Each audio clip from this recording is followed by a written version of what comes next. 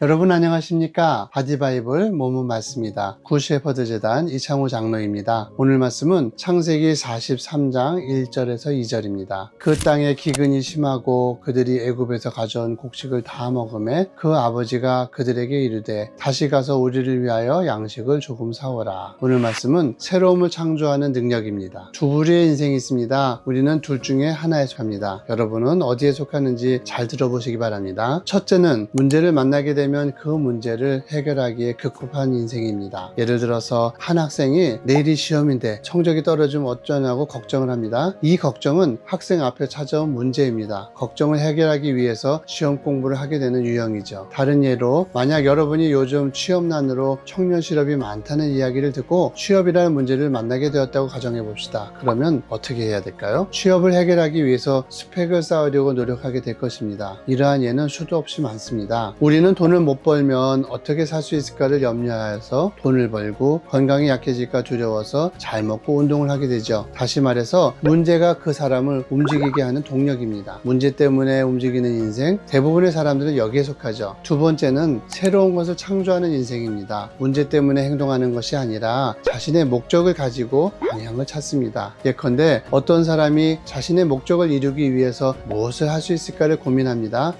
새로운 분야의 공부를 해야 하는구나 깨닫게 되겠죠. 그럼 어떻게 공부해야 할까를 고민하고 자신의 시간을 쪼개서 공부를 합니다. 같은 일을 하더라도 접근 방식이 달라지는 거죠. 이런 사람들은 문제를 해결하고 벗어나기 위한 것이 아니라 문제가 있기 전에 자신의 꿈과 목표를 향해서 달려나가는 것입니다. 꿈과 목표가 있기 때문에 일이 힘들어도 참을 수 있는 능력이 생기죠. 간절히 원하고 있기에 공부를 하다가 쉽게 포기하지 않습니다. 이러한 차이를 만드는 것은 목적을 바라보고 있기 때문이죠. 두 학생이 있었습니다. 같은 전공을 공부하고 있었는데 한 친구는 고등학교 때까지 입시에 시달렸으니까 이제 좀 자유롭다 이렇게 생각하면서 대학 생활을 하고 있었습니다. 시험 기간이 되면 시험 공부를 몰아서 하느라 쫓기게 되고 시험은 어느 정도를 잘 볼 수는 있지만 시험이 끝나고 나면 공부한 내용을 모두 잊어버렸습니다. 다른 한 친구는 나는 목적을 가지고 대학에 왔으니까 이제부터 이 분야의 전문가가 돼야지 라고 생각했습니다. 그는 그냥 학점만을 위한 공부가 아닌 구도자적인 진지한 물음을 가지고 공부하면서 다양한 분야와 관점의 책을 찾아서 읽기도 하였습니다. 항상 전공에 대한 고민을 가지고 다양한 방면으로 생각하고 사람들과 이야기를 하면서 자신의 생각을 정리해 나갔습니다. 같은 시간을 대학에서 보냈고 같은 전공을 공부했지만 자기 발전을 이룬 사람은 둘 중 누구일까요? 졸업 후 자신의 전공을 발휘할 기회가 주어졌을 때 누가 더 빛을 발휘할 수 있을까요? 요셉에게는 10명의 형이 있었죠. 형들에게는 마음을 화가 나게 하는 문제가 있었는데요. 바로 아버지 차별 때문이었습니다. 저 요셉이 우리 아버지 사랑을 독차지해서 우리는 사랑받지 못하고 있어. 문제에 쫓기는 형들은 어떻게 문제를 해결했을까요? 요셉을 죽이기로 결심하고 결국 동생을 미디안 사람 상인들에게 팔아버리죠. 시간이 지나고 기근이 찾아왔습니다. 또 문제가 발생했죠. 야곱은 요셉의 형들에게 애굽의 양식을 사오라고 보냅니다. 항상 문제에만 쫓겨다닙니다. 같은 기간에 요셉은 노예로 누명을 써서 감옥에 갇힌 죄수의 신세로 살다가 바로의 꿈을 해석하여 애굽의 총리가 되었습니다. 가족과 떨어져 타지에서 힘든 시간을 보냈습니다. 그러나 하나님의 섭리와 목적을 보았습니다. 자신을 통해 일하시는 하나님을 보았습니다. 문제 상황이 그의 상황을 이끈 것이 아니라 하나님의 목적이 그를 이끈 것이죠. 그러니 노예로 팔려가도 누명을 쓰고 감옥에 갇혀도 품격이 떨어지지 않습니다. 애굽에 기근이 들어도 하나님 안에서 그 이유를 발견하니까 문제에 급급하기보다는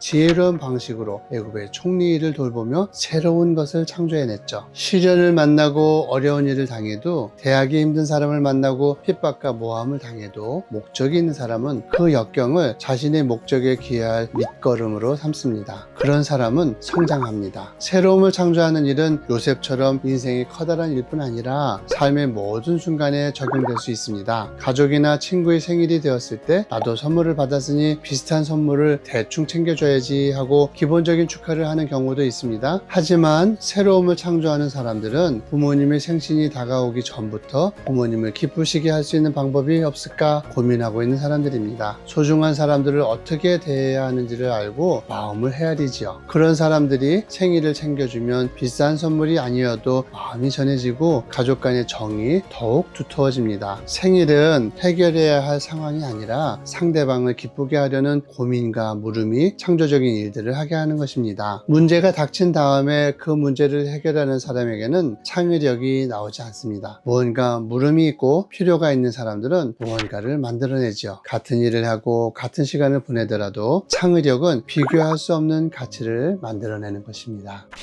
이상으로 선한 목자를 따르고 싶은 이창호 장로였습니다. 오늘도 문제에 쫓기기보다는 문제에 앞서 목적을 가지고 의미 있는 삶을 살아가시기 바랍니다.